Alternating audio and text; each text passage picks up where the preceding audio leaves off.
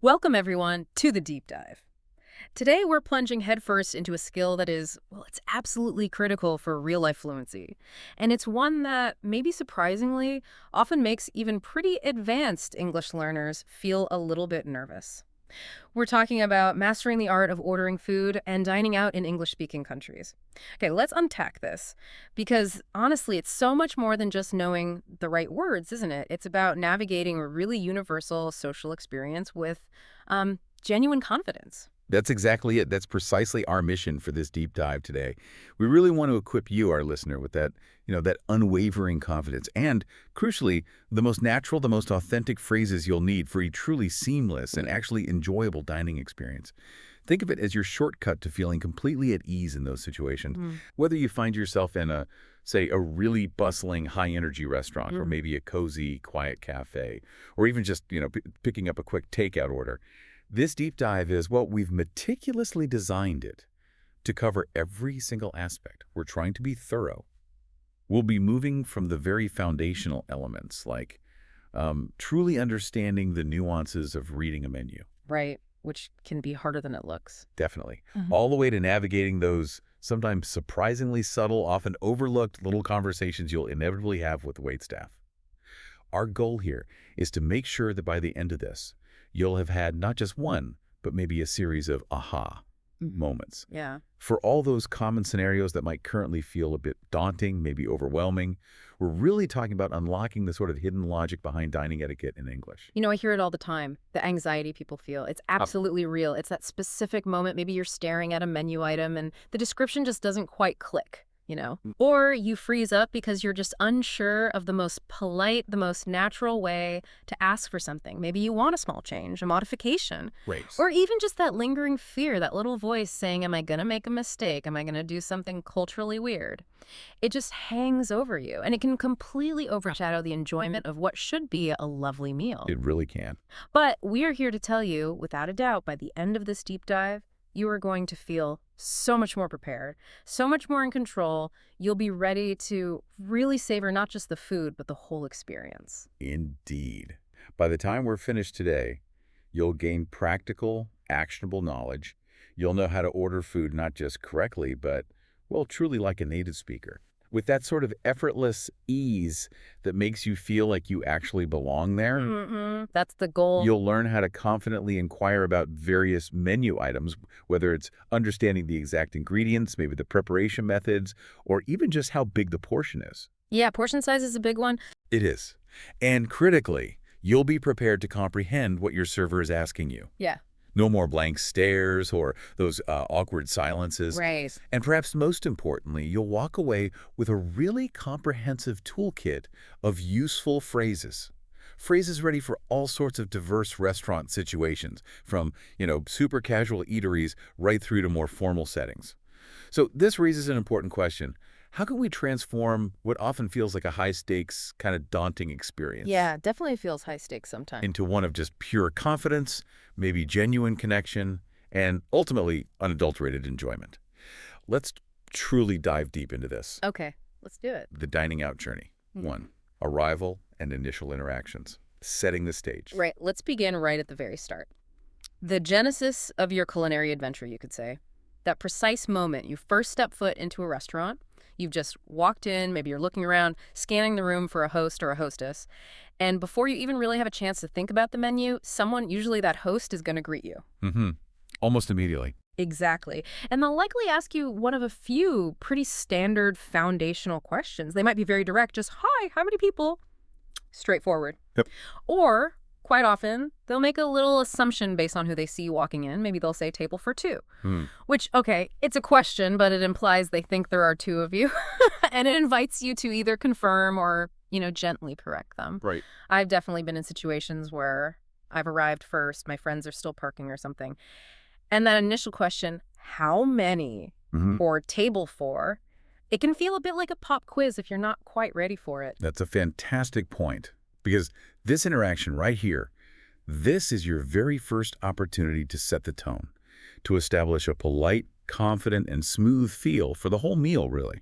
So when you're asked about the number in your party, your response needs to be clear, concise, and this is key, polite. Okay. For instance, If you're with another person, a table for two, please, is absolutely perfect. Spot on. Notice that critical little word, please, right at the end there. Yeah, it seems small. It seems small, but it carries an immense amount of social weight in English. It really does. It instantly transforms what could be just a direct statement of need into a polite request. It signals respect for the person who's serving you, who's helping you. Okay, makes sense. So, a table for two, please. What if I'm alone? Good question. If you happen to be dining alone, you'd respond with something like, just me, thank you. Or maybe, a table for one, please. Again, notice the thank you or the please. Indispensable. Got it. Just me, thank you. Exactly. These seemingly brief, almost trivial exchanges right at the door. They're incredibly powerful. They immediately signal respect for the staff. They set a positive, sort of collaborative atmosphere for the entire interaction that follows.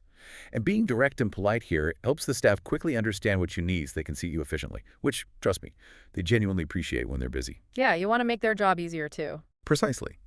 It's a small but really profoundly significant step in establishing smooth, comfortable communication right from the get-go.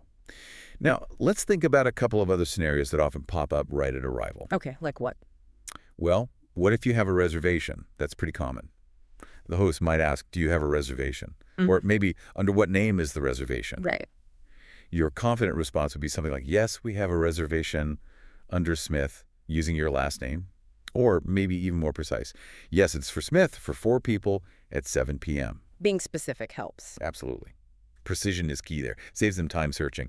And what about if you arrive, say, a bit early? Or, a bit late. Oh, yeah, happens all the time. Right. If you're early, you could say something like, hi, we have a reservation for 7 p.m. under Smith, but we're a little early. Is it possible to be seated now, or should we wait maybe at the bar? That manages expectations. Nice. Exactly. And if you're running late, and this is really important for courtesy, try to make a quick call ahead if you can. Say, hi, this is Sarah Smith. We have a reservation for 7 p.m., but we seem to be running about 10 minutes late. Is that still okay? That shows consideration. It absolutely does. Yeah. These small acts of communication, they reflect a deeper understanding of the social dynamics and respect for the restaurant's operations and their schedule. It's really about being thoughtful, not just showing up and expecting things. It's not purely transactional. That makes so much sense. It really is about setting that positive tone, like you said, right from the very first interaction. It's like, giving someone a firm handshake, it just feels right, sets things off on the right foot. Couldn't agree more. 2, placing your order. Beyond I want. Okay, so now you're comfortably seated, you've had a moment, you've really looked over the menu, maybe you've decided what you're craving, and the server comes back, gracefully returns to your table, pen poised, ready to take your order. Now, this is a moment where I think a lot of English learners often, and it's quite understandable, they default to phrases like, I want the chicken.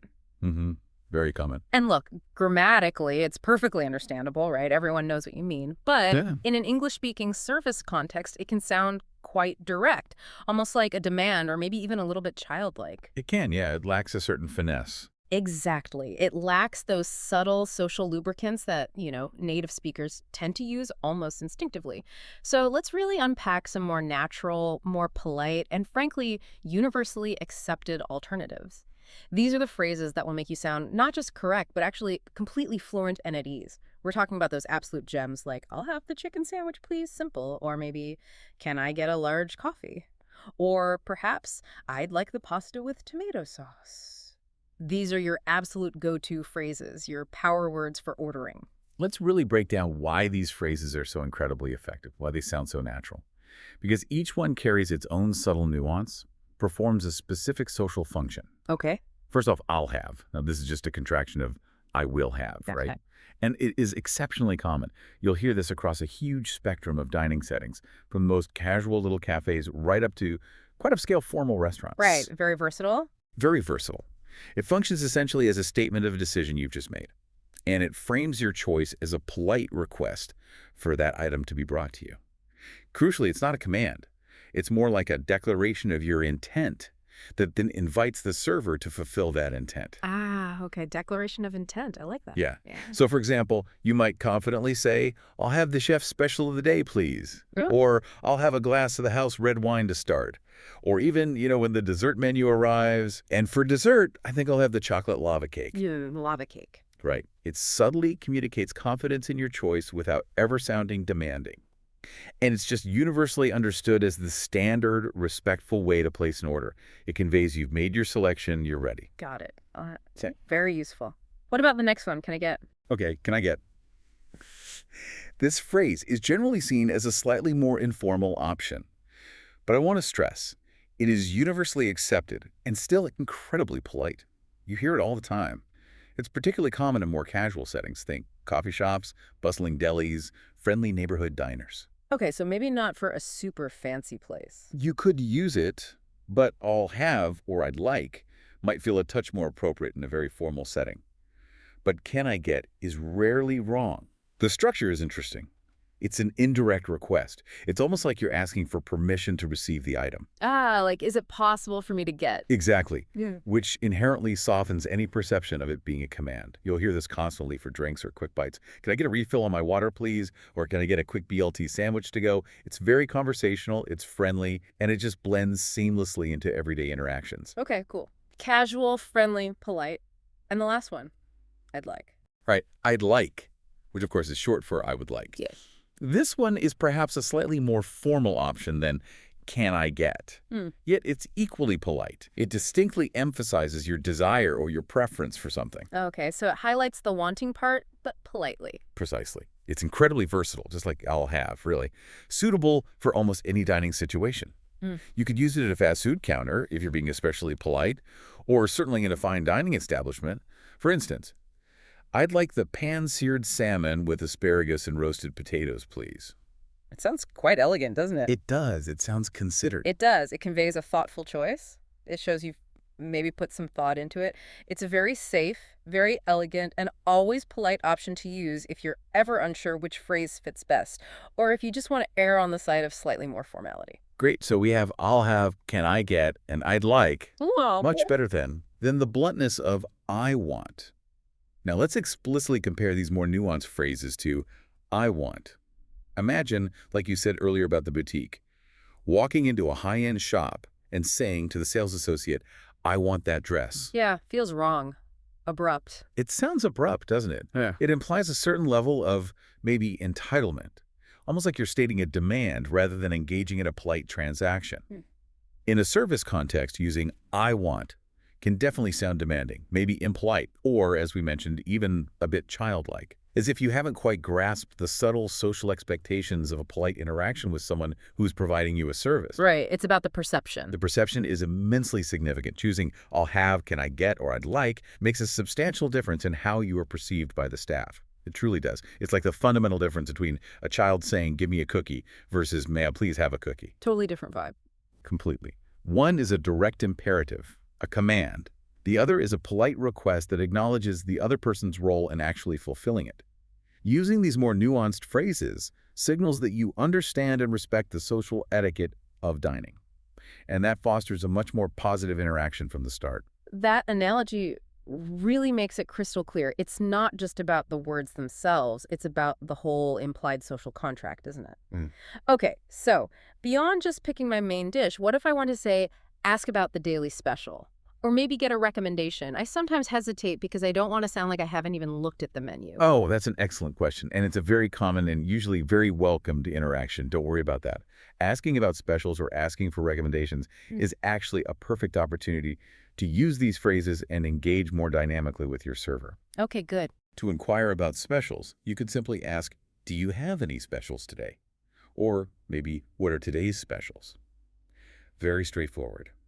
If you're looking for a recommendation, you could say something general like, what do you recommend? Or what's particularly popular tonight? Yeah. Or you could even be more specific, which often helps the server guide you better.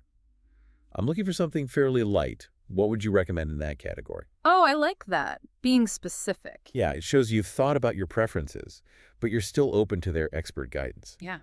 And think about ordering for a group. Maybe someone else at your table isn't quite ready when the server comes. Happens all the time. Right. You could politely say, I'll have the pasta, please, and my friend just needs another minute or two. Or, we're mostly ready to order, but she just needs a moment, thank you. These little conversational flourishes, they demonstrate flexibility and consideration for everyone involved, the server, your dining companions. It's all about creating a smooth, respectful flow. It really paints a picture of a much more collaborative, pleasant experience rather than just barking orders. Exactly. It's a dance, not a demand. 3. Navigating the menu. Asking smart questions. So, you've picked a dish, or maybe you've narrowed it down to a couple of contenders, but the description on the menu isn't quite clear, or perhaps more critically, you have a very real and important dietary concern, like an allergy. It's incredibly important to remember, and we can't stress this enough, it is perfectly normal and, in fact, totally expected to ask questions. Absolutely. Don't ever hesitate. There's absolutely no need to feel embarrassed or shy about it, or to pretend you understand something when you honestly don't. In fact, asking polite, clear questions is what ensures you get exactly what you want. And more importantly, it helps you stay safe if you do have allergies or intolerances. I still remember this one time I ordered what I thought was a simple chicken dish when I was traveling, only to find it was completely smothered in a sauce I absolutely couldn't stand. Oh, Yeah, all because I didn't just ask what's in the sauce. if A tiny question up front could have saved a lot of unpleasantness later. That's a perfect example. Asking questions is definitely a sign of confidence, not ignorance. It ensures a satisfactory dining experience for you. And maybe just as importantly, it significantly helps the staff serve you better and more safely. Mhm. They want you to have a good meal too. Right. They don't want you to have a bad reaction or hate your food. Exactly.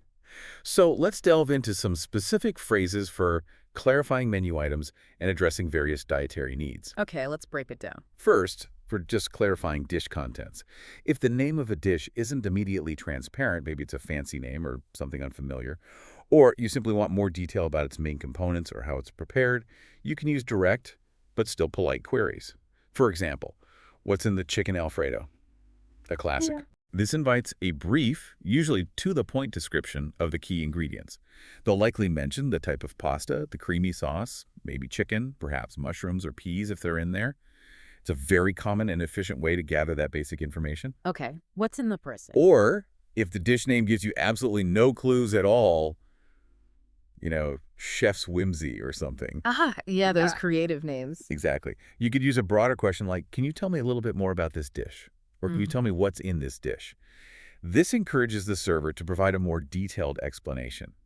You might hear them say something like, oh, it's a really vibrant mix of roasted seasonal vegetables served over quinoa with a light lemon herb vinaigrette. That sounds good, actually. Right. Or maybe it's our traditional beef stew with tender beef, carrots, and potatoes, slow cooked for about 4 hours until it's really rich and flavorful. These questions just ensure you know exactly what you're ordering, preventing any unwanted surprises. Good point. What about other clarifications, like how rich it is? Great question. You can definitely ask things like, is this dish very rich? Or is it quite a heavy meal? That helps gauge its density. Or if you're curious about a specific component, what kind of sauce comes on the pasta? Or what type of cheese is used in this? Okay, those are useful. Now, the really critical stuff, dietary restrictions and preferences. Yes. Here, clarity is absolutely paramount for your health and your comfort. For instance, if you're concerned about spice levels, maybe you love spice, or maybe you really don't, a simple, is this spicy, is vital. Definitely don't want to bite into a volcano unexpectedly. Precisely. You don't want to be caught off guard by a dish that's far too hot for your palate, or maybe not spicy enough if that's what you were hoping for. And when it comes to allergies, clear communication is not just polite, it's an absolute necessity for your safety. There's no room for ambiguity here. Cannot stress this enough. Absolutely. Phrases like, does this dish have nuts? I'm allergic to peanuts and tree nuts are crucial. Be specific if you can. Or, I have a severe shellfish allergy. Does this dish contain any shrimp, crab, or other shellfish? Or, is there any risk of cross-contamination in the kitchen? Wow, that's very specific, but probably necessary for severe allergies. It can be, yes. Stating your allergy directly, and maybe even the severity, helps the server immediately understand the gravity of your question. It allows them to provide accurate information, or, more likely, to go and consult directly with the chef or kitchen staff if there's any uncertainty. Right, they need to know it's serious. They do. They might say, thank you for letting me know. Let me double check that with the chef immediately. Or perhaps, yes, we can definitely prepare that dish to be gluten-free for you. We have a separate preparation area. And don't hesitate to ask, especially in larger restaurants, do you happen to have an allergen menu? Many places now provide these detailed menus specifically for this purpose. That's really helpful. What about vegetarian or vegan? Very common needs. Is this dish vegetarian? is a standard and important question for those who avoid meat and fish. Similarly, is this dish vegan? Is critical if you avoid all animal products, including dairy, eggs, and sometimes honey. Be clear about what you need. Okay. And what if I just want a small change, like no onions? That falls under modifications. You'd politely ask, can you make this without onions, please? Or perhaps, could I possibly get the dressing on the side? That's a very frequent request. It's important to frame it as a request using can you or could I. Right. And be prepared they might say no. Exactly. It's important to remember that not all modifications are possible, especially in very busy kitchens, or maybe for dishes that are largely pre-prepared, like stews or complex sauces. But it's always polite to ask clearly. The staff will almost always appreciate your clear communication rather than you making a vague gesture or just assuming they can change something. That makes sense. Asking these questions proactively, whether it's about ingredients or modifications or allergies, it benefits both you and the restaurant staff. It leads to a much smoother, safer, and ultimately more enjoyable experience for everyone involved. It really shows you're an engaged and responsible diner. I think sometimes people worry, like I said, about being perceived as difficult or picky when they ask these questions, especially about allergies or modifications. But what you're saying essentially is it's actually the opposite. It's a sign of being a thoughtful diner, and it really helps the staff do their job correctly and safely. Precisely. It builds trust, prevents mistakes, and ensures satisfaction on both sides of the table. Don't be shy. 4. Understanding the waiter's queries. Being prepared. That's a fantastic point about asking questions yourself. Now let's sort of flip the script a little bit. Let's prepare you, the listener, for what the server might ask you, because anticipating these common questions can significantly reduce any anxiety you might feel. It allows you to respond confidently, naturally. Exactly. It's like knowing the next step in the dance, like we said. Yeah. It's like knowing the test questions before the exam almost. And honestly, it just makes the whole interaction so much smoother for everyone involved when you're ready. It really does. And knowing these common questions in advance, it significantly reduces that anxiety and allows for smoother, more natural conversation. Let's go through some of the most frequent ones you're likely to hear and talk about how you can respond effectively. Okay, hit me. What's usually first? Well, often one of the very first things a server will ask after you've been seated, maybe you've looked at the menu for a minute, is about drinks.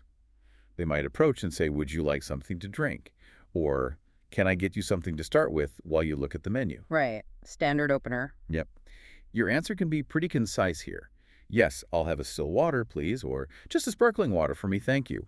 Or maybe, could I see the wine list, please? If you're not ready yet, or you don't want anything right away, a simple, not right now, thank you, or I think I need another minute to decide, thank you, is perfectly fine. Okay. And they might ask follow-up questions. They might, yeah. Especially with water, still or sparkling, is very common. Or they might ask, with ice, or would you like lemon with that? Your response could be, still please, no ice, or sparkling with a slice of lemon, thank you. Just be clear. Got it. Drinks first. What else is common? Another very specific question you'll often encounter, especially if you order certain meat dishes, steak being the prime example, is about how you prefer it cooked. Ah, yes, the steak question always trips people up if they're not ready. It can. The server will ask, almost certainly, how would you like your steak cooked? And this is where knowing the standard levels of doneness is absolutely key to getting the meal you actually desire. It's not just random words. Okay, break down the levels for us. Sure. Let's go from least cooked to most cooked. First, you have rare. This means it's seared quickly on the outside, but the center is very red, cool, or maybe lukewarm. It's for those who truly love their meat, very, very lightly cooked. Okay, very red inside. Then, probably the most popular choice in many places is medium rare, please. This generally means it's got a warm, bright red center that fades to pink towards the edges. It's known for being tender and juicy. Medium rare, the go-to for many. Then there's medium. This indicates a warm pink center, but noticeably less red than medium rare. More of the meat is cooked through, getting towards gray-brown edges. Pink, but not red. Right. Next up is medium well. Here, you'll only find a slight hint of pink right in the very center. Most of it is cooked through, gray-brown. It's considerably firmer. Just a touch of pink. And finally, well done. This means it's cooked completely through. No pink or red remaining at all. It's typically gray-brown throughout and will be the firmest texture. Okay, no pink at all. Exactly. So if you like it mostly cooked but still want it juicy and tender, medium rare, please, is often a solid classic choice. If you definitely prefer absolutely no pinkness, then well done is your clear answer. And again, adding a please makes it polite. Medium rare, please, or well done, please. That's super helpful. What's fascinating here is how these seemingly simple terms unlock so much confidence. Knowing the precise vocabulary for your preference is really critical for getting a steak you'll actually enjoy. It really is. It prevents disappointment. Okay, another common question area, side dishes. Especially if your main course comes with options. Right, like fries or salad. Exactly. That's the classic. Do you want fries or a salad with that? Is incredibly common. You have clear response options here. You can make a direct choice. I'll have the fries, please. Simple. Or maybe state your preference. The salad would be great. Thank you. Or sometimes you might be able to ask for something specific if it's available and maybe not explicitly offered as the standard choice. Oh, like asking for a substitution? Yeah, within reason. Yeah. You could politely ask, is it possible to get the roasted vegetables instead of the fries? Yeah. Or could I perhaps substitute mashed potatoes for the salad? This shows both clarity in your choice, but also that polite flexibility in asking for an alternative. They'll let you know if it's possible or if there's an extra charge. Good to know you can sometimes ask. What about during the meal? Do servers ask questions then? Oh, absolutely. A very important series of questions are those where the server checks in during your meal, the check back. They'll often swing by after you've had a few bites and ask something like, how is everything tasting? Or is everything all right with your meal? Or how are we doing here? Right, the check back. Sometimes feels a bit intrusive if you have a mouthful of food. Haha. Yes, timing can be tricky. But these aren't just empty, polite inquiries. They're genuine opportunities for you to provide feedback, especially if something isn't right. If everything is perfect, a simple thumbs up and everything's delicious, thank you, or it's great, thanks, is absolutely perfect. Okay, but what if something isn't quite right? This is where the anxiety can really spike. Exactly. And this is where your preparedness truly shines. You don't need to suffer in silence or feel awkward. You could politely get the server's attention, maybe a quiet, excuse me, and then clearly state the issue. For example, excuse me, I think there might be a mistake with my order. I ordered the chicken, but this seems to be the fish. Be factual, not accusatory. Okay. Or maybe, excuse me, this steak is a little more cooked than I'd ordered. I asked for medium rare, but it seems closer to well done. Or even, the soup isn't quite as hot as I expected it to be.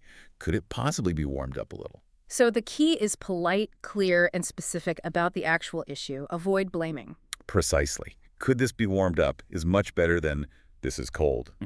Anticipating these types of check-in questions and knowing how to respond if things are great or if there's an issue empowers you to handle it without hesitation or confrontation. It makes the entire interaction flow much more smoothly. It's all about being prepared, which translates directly into feeling calm and confident, even if there's a small problem. That's actually incredibly helpful. Knowing what to say when something isn't perfect is often what creates the most anxiety for learners, I think. It's really good to know there's a polite and effective way to handle it without feeling like you're being difficult or starting a fight. Absolutely. Restaurants generally want to fix problems if they can. Clear, polite communication helps them do that. 5. Paying and leaving. The final polite steps. All right, so moving towards the end of the experience, you've savored a delicious meal, maybe enjoyed some delightful conversation, the plates have mostly been cleared, and now it's time for that final, often crucial act of your dining experience, dealing with the bill, paying, and gracefully heading out. Just as with ordering, there are typical cues and phrases for this part of the process. And as you mentioned earlier, some really important cultural nuances to consider, especially around money. Indeed. The end game.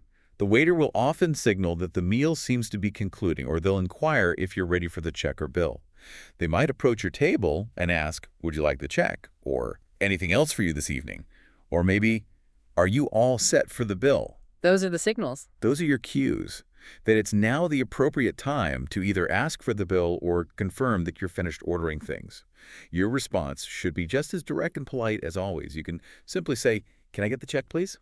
Or could we get the bill, please? Just a quick note here. Check is generally more common in American English, while bill is more common in British English. But honestly, both are widely understood in most places. Check or bill. Got it. With a please.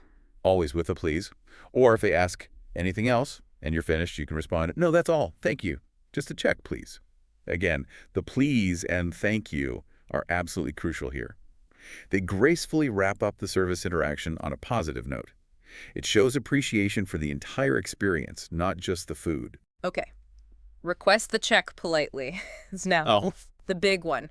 Tipping. Yes, the cultural minefield, potentially. Now, this leads us to an incredibly important cultural nuance: tipping. And if we connect this to the bigger picture we discussed earlier, understanding these specific cultural norms is just as vital as understanding the language itself, especially for ensuring a smooth, comfortable departure. Yeah, you don't want to mess this part up. You really don't. In countries like the United States and Canada, there's a very strong, deeply ingrained cultural custom of leaving a tip for your server. This is typically expected to be somewhere in the range of 15 to 20%, sometimes even a bit higher for excellent service calculated on your total bill before any sales tax is added. 15 to 20% before tax. Okay. And it's important to understand why. This isn't just an optional thank you bonus in many cases. It's often a truly significant, indeed fundamental, part of a server's actual income. Base wages for service staff in these countries can be considerably lower than in other sectors, often below the standard minimum wage, precisely because there's an explicit legal and social expectation that tips will make up the difference to a livable wage. So it's basically part of their salary structure. In effect, yes. That's how the system is often structured.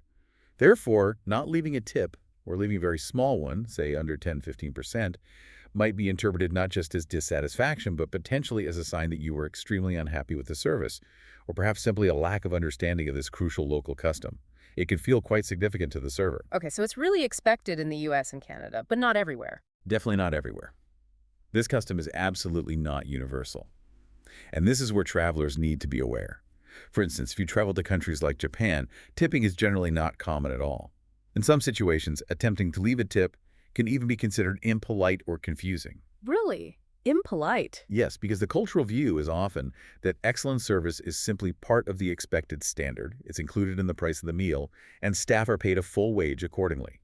A tip can imply the service wasn't good enough on its own, or that the establishment doesn't pay its staff properly. Wow. Okay. Total opposite.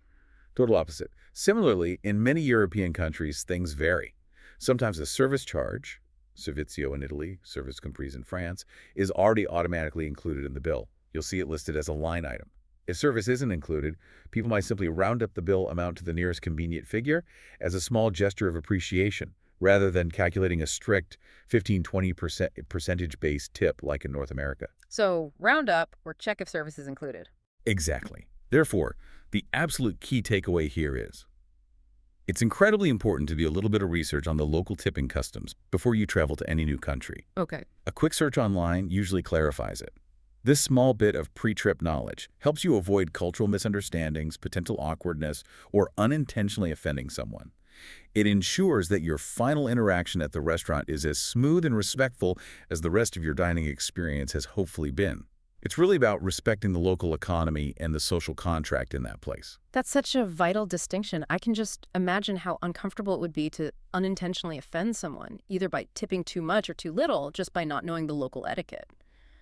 Okay, so tipping is huge. What about other common requests right at the end of the meal? Like getting a box for leftovers, the doggy bag, or splitting the bill with friends. Excellent follow-ups. Yes, these are indeed very common end-of-meal requests, especially the leftovers part in places like the U.S. where portions can be large. Yeah, often too much to finish. Exactly. For leftovers, you can politely ask, "Could I get a to-go box for this, please?" Or maybe, "Could you wrap this up for me?" Or simply, "Can I take this home with me?"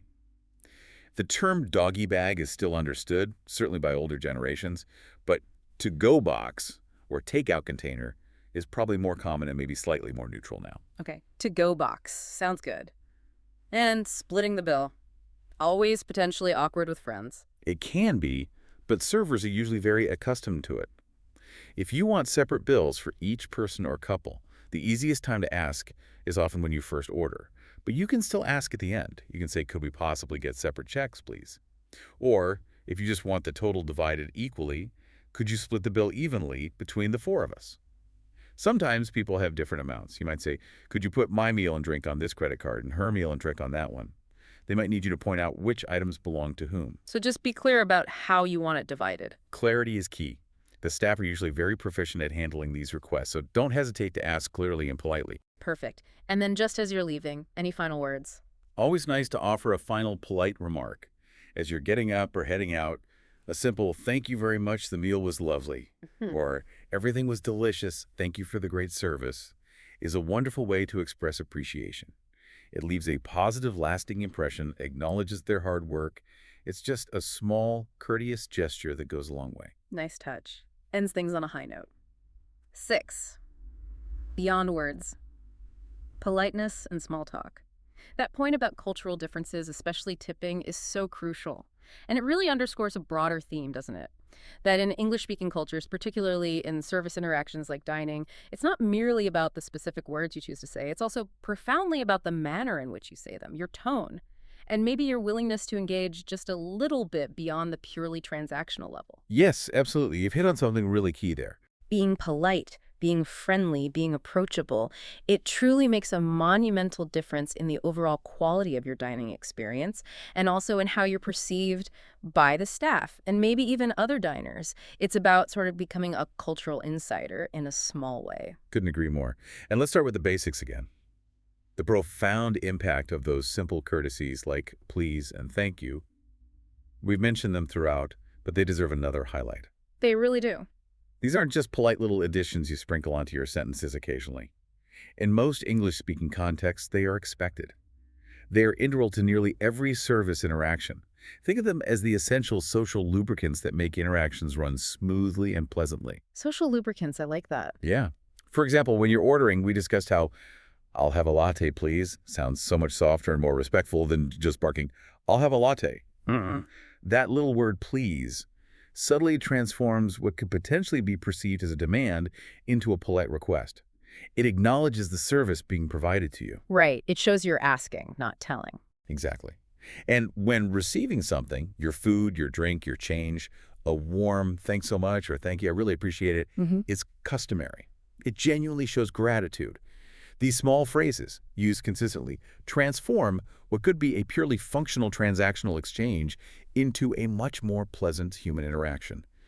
For both you and the staff member, it builds a tiny bit of rapport, however brief. It makes the whole thing feel less robotic. Precisely.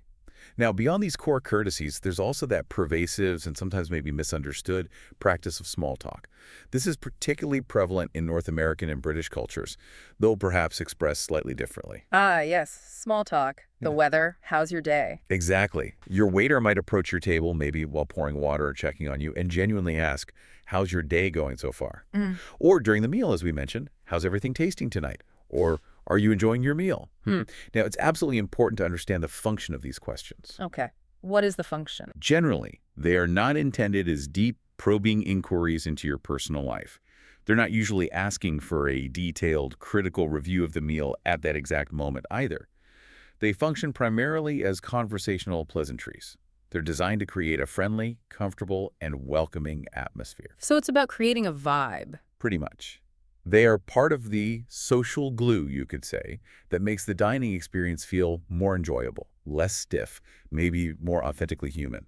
Less like you're just consuming fuel and more like you're participating in a social occasion. Okay, so how should you respond if they ask, how's your day going? You don't need to launch into a long, detailed story about your terrible commute or your exciting plans for the weekend unless you really want to. Appropriate responses are generally brief, positive if possible, and sometimes reciprocal. So something like, "It's going great, thanks. How about yours?" is perfect. Friendly, acknowledges them, ask back. Okay. Brief and positive. Or if they ask how the food is, "Everything's wonderful, thank you." Or "It's delicious, thanks for asking." These responses are usually quite sufficient. They acknowledge the small talk, they reciprocate the friendly tone, and they keep the interaction flowing smoothly without derailing anything. So engage lightly, but don't overshare unless it feels natural. Exactly. Engaging in this light conversation, even if it feels maybe a little superficial or unnecessary from your own cultural background, helps integrate you much more naturally into the cultural context of that dining experience. It shows you're approachable, you're friendly, and you're willing to participate in the social aspect of dining, not just the eating part. This willingness to engage in these brief, friendly exchanges moves the interaction far beyond a purely transactional one. Give me food, take my money. It makes the entire dining experience feel more natural, more connected, and usually more enjoyable for everyone involved, including you. It's fundamentally about building a small connection, however fleeting, with the person serving you. And that genuinely enhances the entire dining atmosphere. It shows respect and a willingness to just be part of the immediate social environment. That's actually a really powerful insight. It reframes small talk from something potentially annoying to something that actually enriches the experience. It's not just about getting what you want efficiently, but about the quality of the human connection, even if it's just for an hour or so. It really does make you feel less like a numbered customer and more like a welcome guest. That's the ideal, isn't it? When it works well, that's exactly how it should feel. Outro. Wow, what an incredible deep dive today. We've genuinely taken you on a pretty comprehensive journey, haven't we? From that precise moment you first step foot into a restaurant, through all the intricate nuances of ordering your food with real confidence, understanding and responding to the waiter's questions, gracefully navigating things like dietary needs or special requests, mastering those final steps of paying the bill, including the tricky tipping part, and even touching on those absolutely crucial but sometimes overlooked cultural aspects of politeness and, yes, even small talk. We covered a lot of ground. We really did. You can clearly see how thorough and hopefully how comprehensive this discussion has been. And the truly good news, the encouraging part, is that confidence in these situations absolutely comes with deliberate practice. Nobody gets it perfect the first time. Indeed. Practice is key. So now, thinking about your very next dining experience, maybe it's just a practice run you do in your mind tonight. Or perhaps it's a confident conversation you have with a server in your local cafe tomorrow. Yeah. Or maybe a real outing soon in an English-speaking country. I really want you to truly consider how these practical phrases we've discussed and these maybe deeper cultural insights, how they empower you. Remember, it's not just about ordering food correctly, getting the right dish. It's about confidently connecting, participating fully, and truly feeling like you belong in what is, after all, a common, vital social ritual around the world. Yeah. So here's maybe a provocative question for you to mull over as we gracefully conclude today's deep dive. What specific aspect of dining out in English, now that you feel armed with these specific phrases, these strategies, and maybe a deeper cultural understanding, what aspect are you most excited to actually try out or consciously practice this very week? Ooh, good question. Maybe it's finally feeling confident enough to ask for that modification you always wanted, but were hesitant about. Perhaps it's mastering the vocabulary for steak doneness so you get it just right next time. Or maybe it's just engaging in a little bit of that genuine, friendly small talk with your server. Imagine yourself in that situation, feeling fully prepared, completely at ease, and genuinely, authentically confident. That's the goal. That's a fantastic challenge, and I can already imagine myself confidently asking for that sauce on the side next time. Keep practicing, everyone. Keep talking. Keep putting yourself out there just a little bit, and enjoy applying these powerful new skills to make every single dining experience truly enjoyable, not stressful. We'll catch you next time for another deep dive into making life easier and more interesting. Until then, take care.